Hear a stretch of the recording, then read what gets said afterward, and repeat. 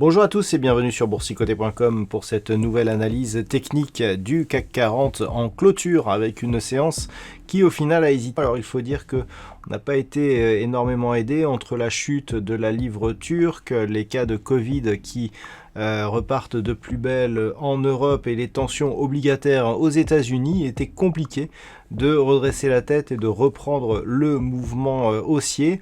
Alors on a ouvert avec un gap baissier, le gap a été comblé mais agit toujours comme zone de résistance. Ce matin je vous disais qu'il fallait surveiller ici cette zone des 5961 points. On est resté au-dessus de cette zone, on voit qu'ici donc ce retracement de Fibonacci à 38,2% a finalement agi comme un support de la tendance, idem pour la zone ici est 5958 points. Au terme de cette séance, le CAC 40 clôture à 5968,48 et perd 0,49% par rapport à la clôture de la séance précédente. On reste donc toujours dans une tendance haussière. Je rappelle, une dynamique ici qui se développe et dont le retracement ici n'atteint que le deuxième retracement des 38,2% de Fibonacci, qui est le premier objectif de consolidation suite à la rupture du 23,6, reste une dynamique forte, potentiellement avec donc assez de puissance pour revenir ici marquer de nouveaux plus hauts significatifs. Par contre, maintenant qu'il y a eu contact ici avec ce retracement, eh bien c'est si ce niveau était cassé que les choses pourraient se dégrader. Du point de vue des indicateurs techniques, on reste ici dans une évolution baissière. Les histogrammes du MACD repassent dans la partie négative de leur zone d'évolution. Le RSI, quant à lui, se trouve toujours dans une trajectoire de sortie de sa zone de surachat. Donc on est vraiment dans une continuité de consolidation selon ces indicateurs. Les volumes sont nettement inférieurs à la moyenne par rapport donc au fait que nous avons eu une bougie relativement hésitante mais assez baissière. Ça montre qu'au final il n'y a pas une énorme conviction baissière non plus et que les cours peuvent continuer à évoluer à la hausse. Alors, donc on a parlé des retracements de Fibonacci, maintenant il y a d'autres éléments dont on peut parler. Déjà le fait de savoir ici qu'on a eu une attaque sur la bande de Bollinger assez dynamique, on a quand même eu ici une bougie totalement à l'extérieur des bandes de Bollinger et une deuxième ici qui pour peu de choses, eh bien, au final, aurait pu l'être aussi.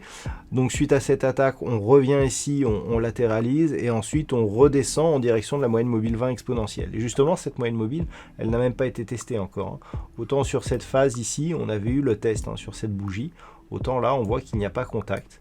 Donc pour l'instant, eh bien, on est vraiment sur une consolidation qui, techniquement, et je dirais grâce au tracé aussi, eh bien, ne nous donne pas de gros signal de retournement.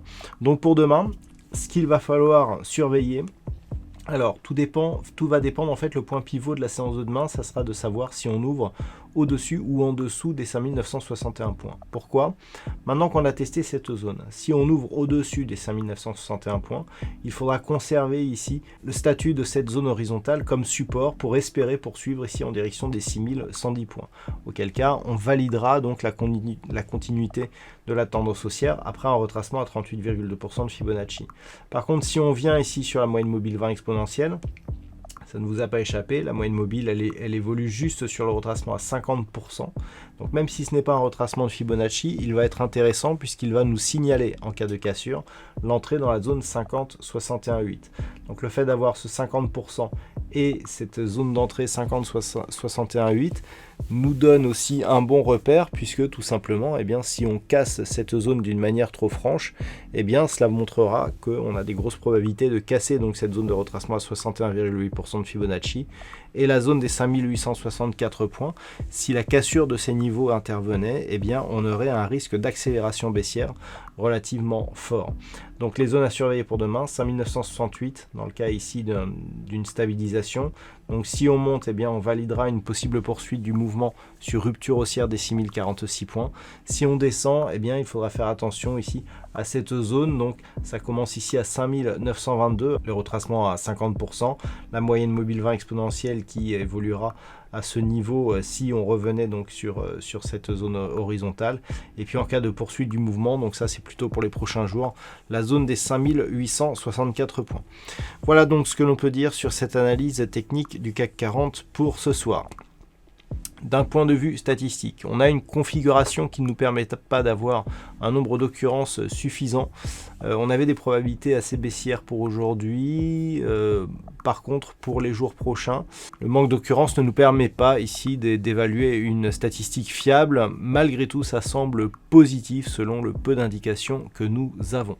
Voilà donc pour ce point CAC 40 en clôture. Je vous souhaite une bonne soirée. On se retrouve dès demain pour d'autres analyses techniques, toujours sur le site boursicoté.com.